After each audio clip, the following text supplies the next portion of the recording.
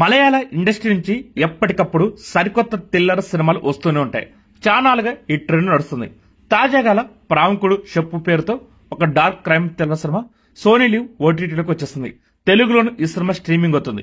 ఇంతకీ ఈ సినిమా ఎలా ఉందో మన రివ్యూకి తెలుసుకుందాం. ఈ సినిమా కథ విషయానికి వస్తే సింపుల్ గా చెప్పుకుంటే ఒక మారుమూల గ్రామం, ఒక రాత్రి జరిగిన హత్య, 11 మంది అనుమానితులు, మరి అంతకుని పోలీసులు పట్టుకున్నారా లేదనేది ఈ సినిమా స్టోరీ.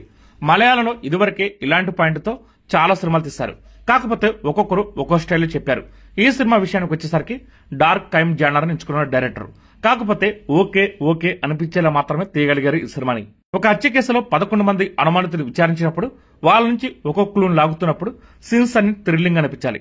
కానీ ఇందులో చాలా చోట్ల విసుగుపడుతుంది. తొలుత కళ్ళు దుకాణంలో పనిచేసే కన్నాని పోలీసులు అనుమానిస్తారు. ఆ తర్వాత కాసేపటికి సునీ అనే వ్యక్తిపై సందేహం వస్తుంది.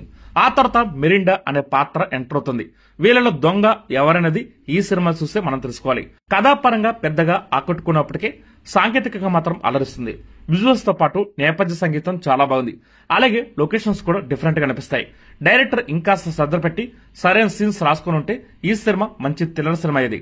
నటుల విషయానికి వస్తే విచిత్రంగా ప్రవర్తించే పోలీసు అధికారి సంతోష్ గా బాసిల్ జోసెఫ్ నటన ఆకట్టుకుంటుంది. అలాగే కన్నా పాత్రలో షౌబిన్ షాహిద్, సున్నీ పాత్రలో చెంబన్ వినోద్ చెప్పుకోదగ్గ పాత్రలు. వాటిని సునాయాసంగా చేసుకుంటూ వెళ్ళిపోయారు.